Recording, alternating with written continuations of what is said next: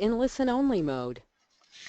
Good afternoon, and thank you for joining us for today's webinar. My name is Tim Tormone, Associate Executive Director for the University of Maryland Alumni Association, and I'm pleased to introduce our two presenters today.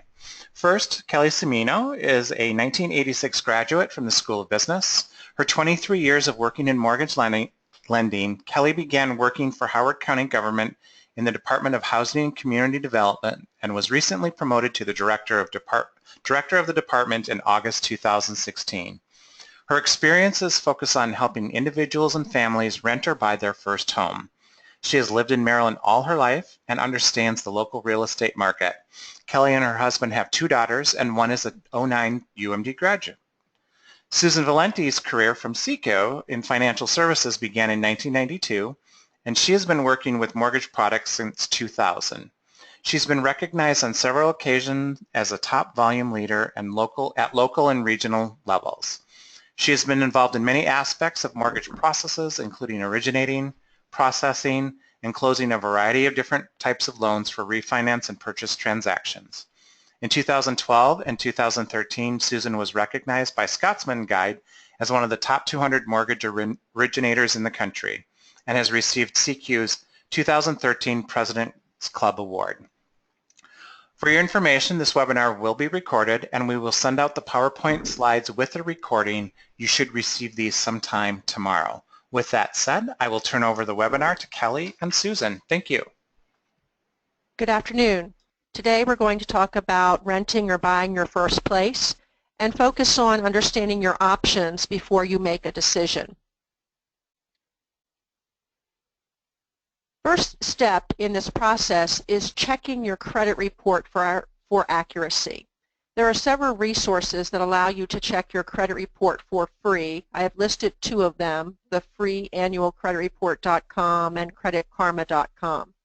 The most important thing to remember is that you should check your credit at least once a year, particularly as students, because you may have student loans or other debts, and you want to make sure things are accurately reflected on your credit report.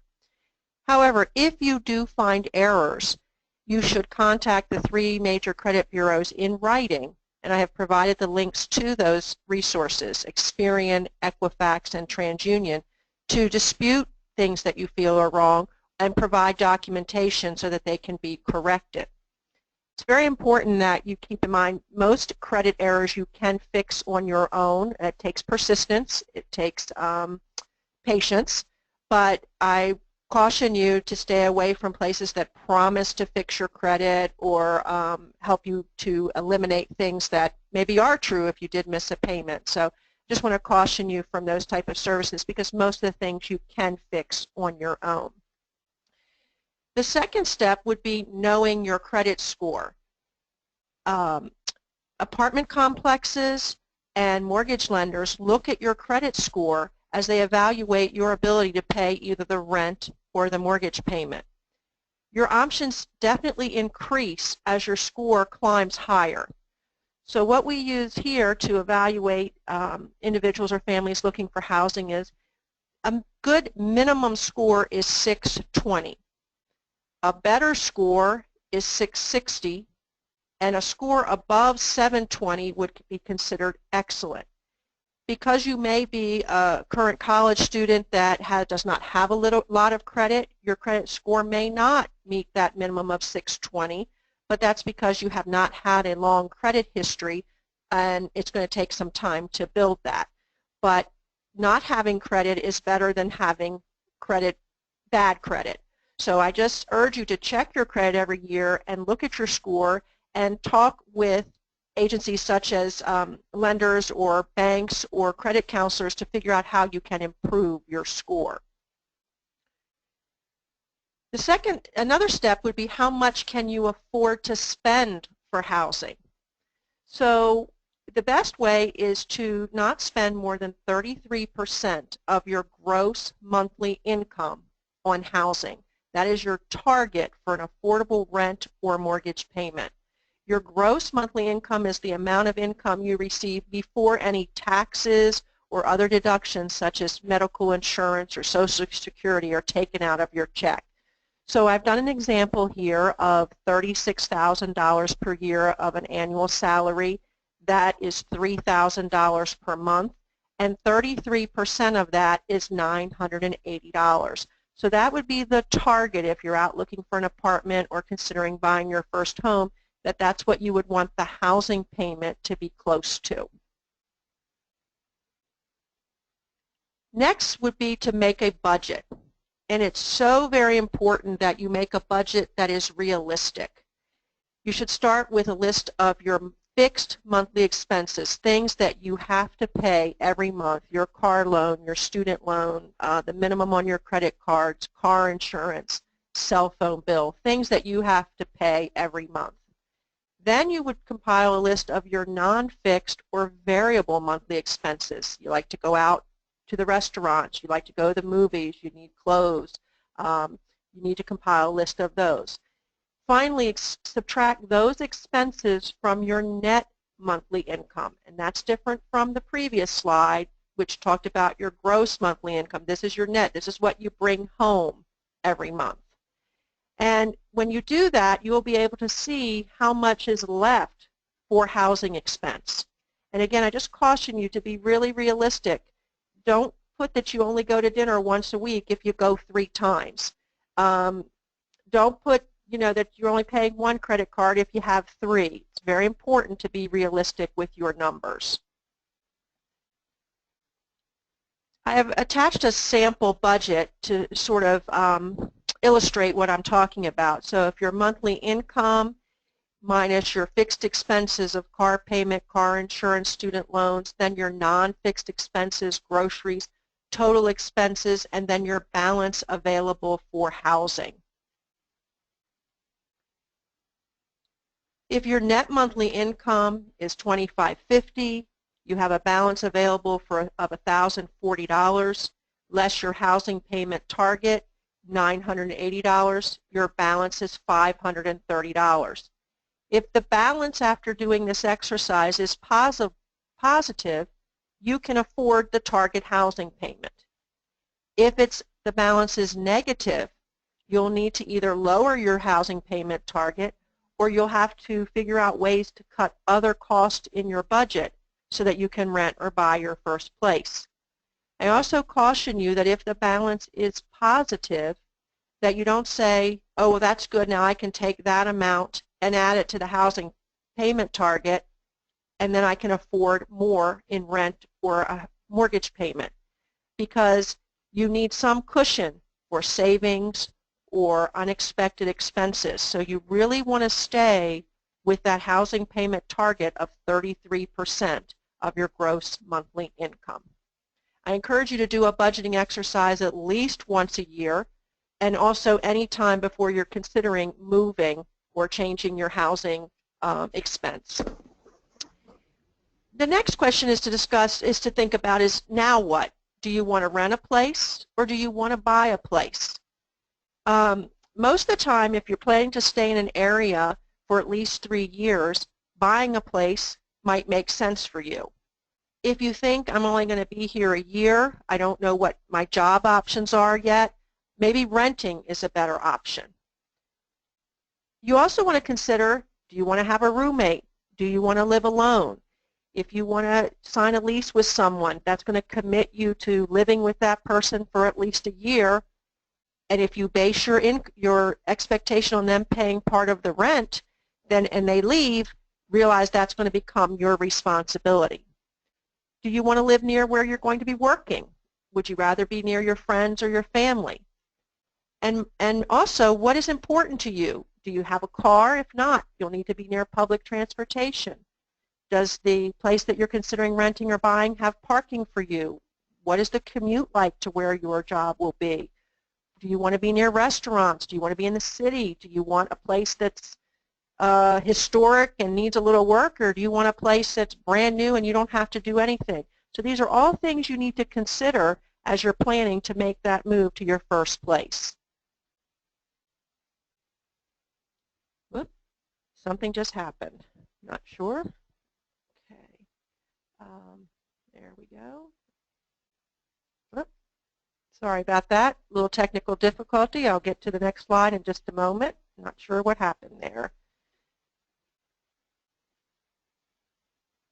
Okay, next. Okay, so now we're at what's in your bank account. So to rent a place, you're probably going to need funds for the first month's rent and the security deposit, and that's normally an additional month's rent. Then you're going to need money to set up your utilities, such as electric and cable. And then you may need some money for moving expenses, unless you have a lot of college friends who are going to help with that. For a purchase, you'll need funds to make a deposit on the contract. It's usually $500 to $1,000. You'll need down payment money. You'll need money for closing costs. And a realtor and a loan officer can help you calculate the funds needed and guide you through that process. But before you embark on purchasing, you'll need to understand how much money you do need to do that.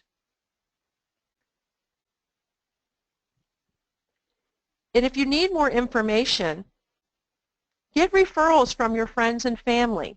I know that a lot of people are trying to be independent and want to do this on their own, but your family can be a great resource for how to rent or buy your first place.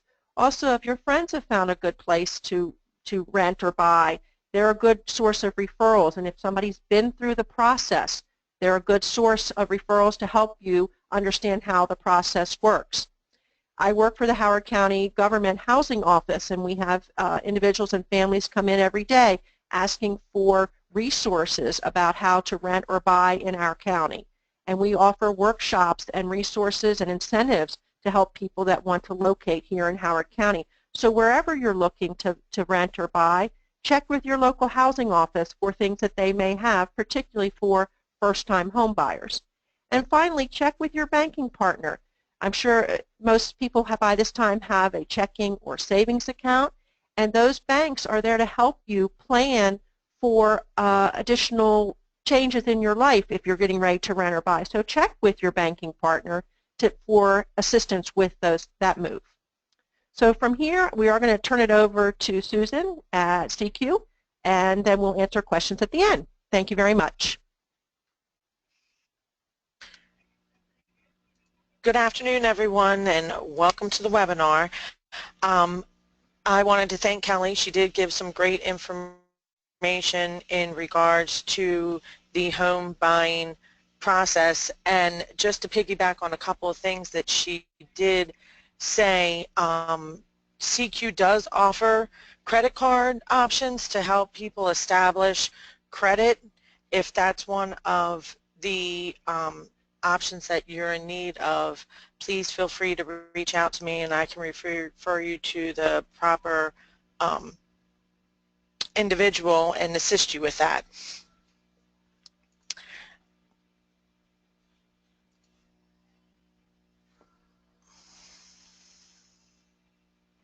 I think we're having a bit of a technical difficulty here.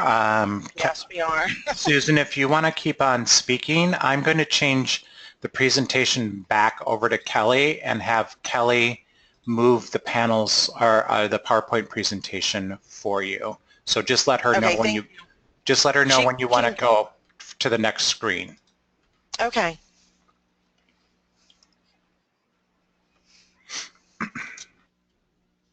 So why CQ? There are several reasons on why I feel that CQ is the best option for your mortgage lending.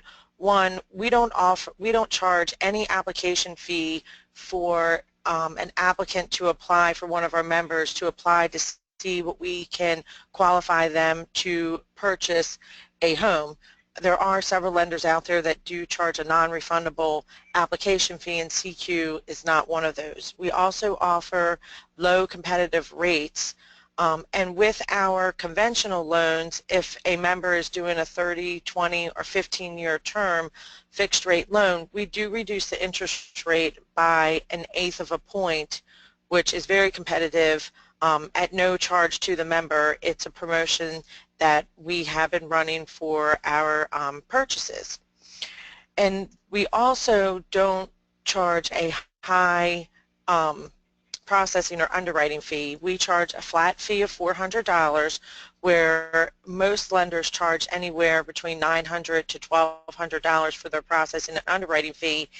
And since you're doing a purchase, by only having to pay $400, you're going to save that additional money of how much money you're going to have to bring to the closing table, because having lower costs ultimately helps you with having to bring less money to the closing table. We also have in-house underwriting and processing here locally in Maryland, and we do offer home purchases in Maryland and any state attached to Maryland. So if you're looking to buy in Pennsylvania, Virginia, West Virginia, Delaware, we can assist you with that. Also, CQ doesn't sell their mortgages. We also service all of our mortgages that are completed by CQ, which is also a benefit to our member, because if there are any issues that do arise and you wanted to come in and speak to someone face-to-face, you could certainly walk into any local branch within CQ and they can assist you with any questions or servicing questions that you may have. And Kelly, thank you.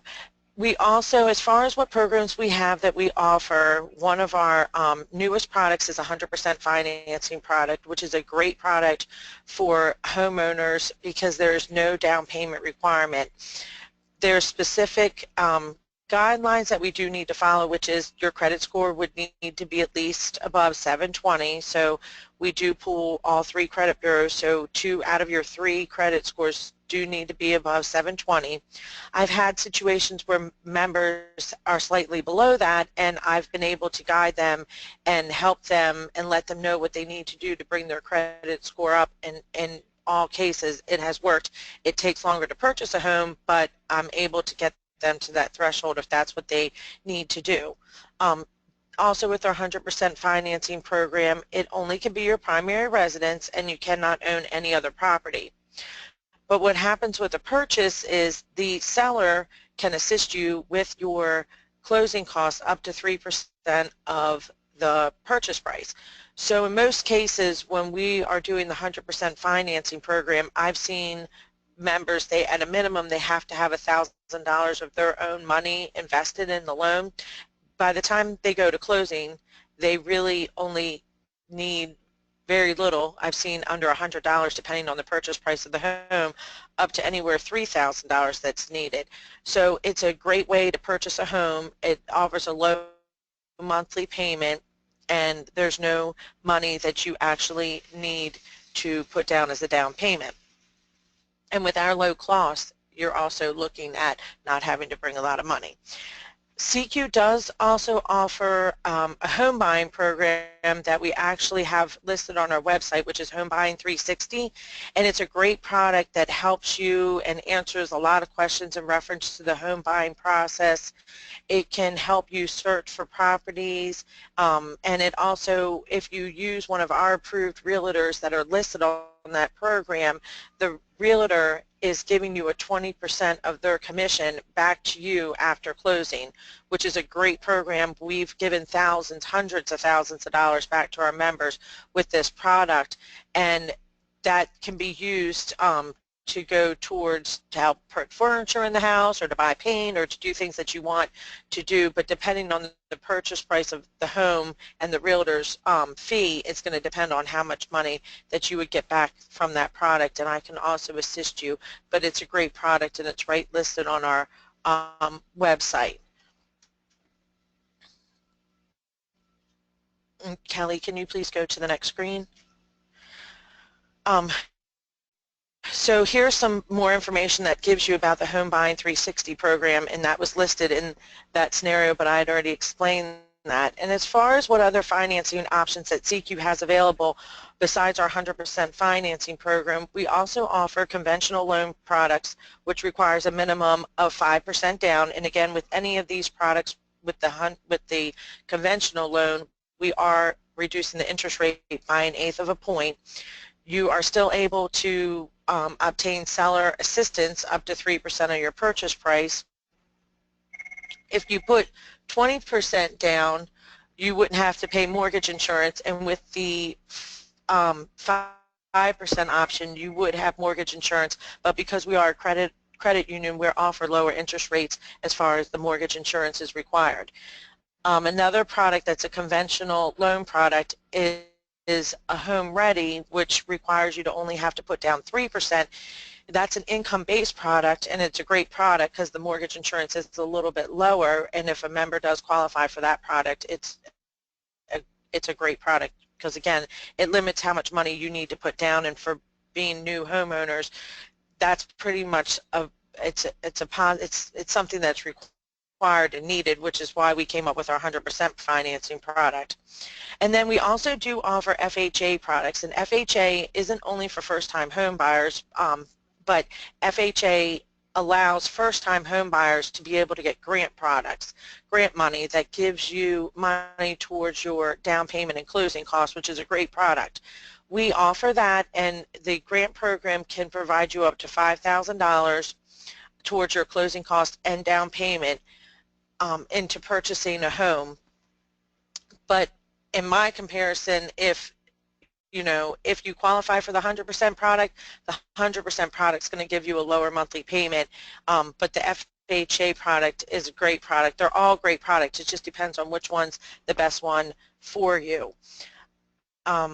I can take applications over the phone. I have availability to meet our members in any of our offices during normal banking hours, and if you would like to get in touch with me, you can reach me at Susan, as an email address is susan.valente, V as in Victor, ALENTE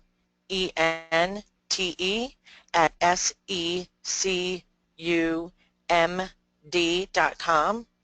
Or you can reach me directly at 443-867-8014, and I'm available to answer any questions that are emailed, or feel free to reach out to me. And thank you for your time.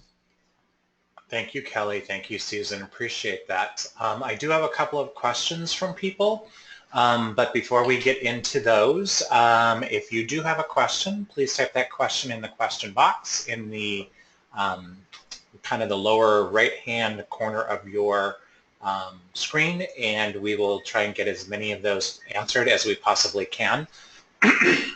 The first question is there any sort of rules about how many months rent a landlord can request upfront so that I can rent from them?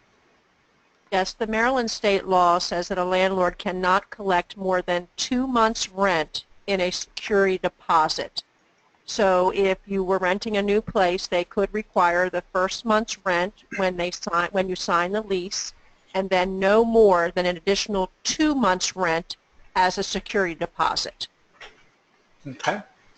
I'm not sure who would answer this one, but it's basically a question about rent to own.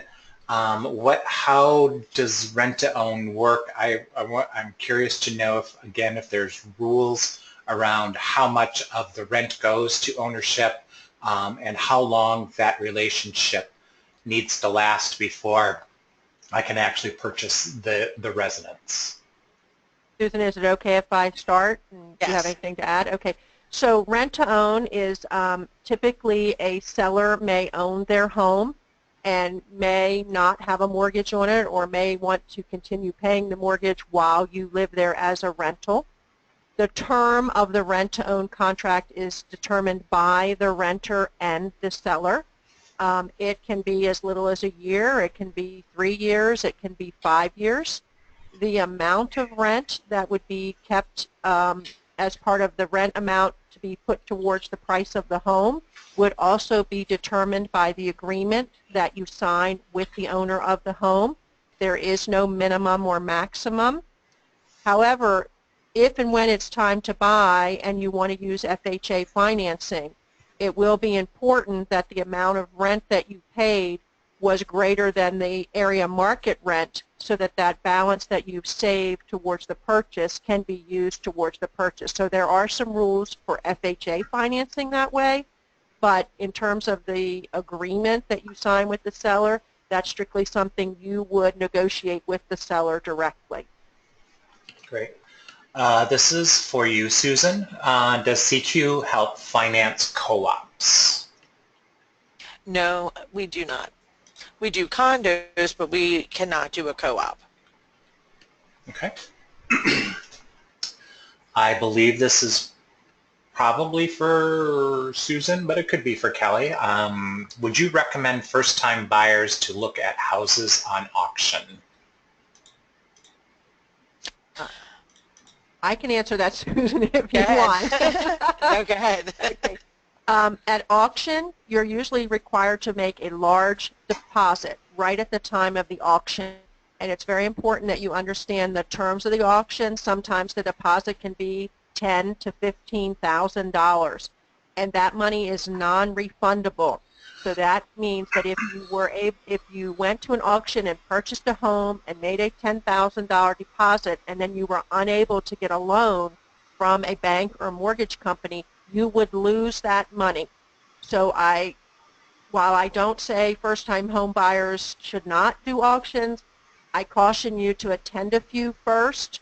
I caution you to maybe do some more research on that, and also understand that you should get pre-qualified for a mortgage first to make sure you're going to be able to get that before you put up a large deposit at the time of the auction. Kelly, this question is for you. A couple of people are asking, are there any websites that you would recommend for apartment hunting? And then a secondary question is, does that vary by state? So what advice would you give somebody looking for apartments in a different state? Right. So it's usually helpful to visit the website of the state housing department. So Maryland has one. I'm sure other states have them as well, but I know that Maryland has one. And also Maryland has a search engine for rental listings in the state of Maryland. And I can provide that link to you, Tim, that you can provide to people as part of the presentation. I don't have it off the top of my head. But if you visit the state of Maryland site, which is www.maryland.gov, there are numerous resources about renting or buying your first place and how to search for those. In terms of finding apartment communities, I would contact the local housing office, because we have a listing of apartment communities, in this instance in Howard County, where you would be able to start contacting to find out what their options are. Great. This could be for either of you, depending, I guess, on your opinion. Would you recommend co-ops versus simple fee homes for graduate students? Co-op is a different form of ownership. Your timeline is going to be critical in whether you decide to buy into a co-op or buy fee simple. Fee simple is always easier to resell. Fee simple has multiple options for financing. Co-ops do not. They are limited options to buy them, and then you'll have a limited pool of people who want to buy them when you're ready to resell. So if you're going to be a graduate student for 3 years and you think that's where you're going to be, and you think this is a place that other graduate students might want to purchase when you're done, that's something maybe you should consider. I have a feeling you're maybe considering that because they're a lower priced option, but again, they can be harder to resell, and they're definitely harder to finance.